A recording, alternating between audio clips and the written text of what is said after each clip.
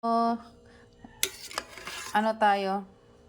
Almusal tayo ng miswa na mayroong sardinas. Ayan. Nagluto ako ng miswa, sardinas. Tapos, nilagyan natin ng maraming malunggay. Okay.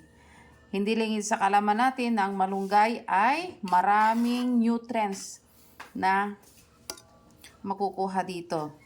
Vitamin K, vitamin E, lahat na ng vitamins, halos lahat nasa moringa. Yan.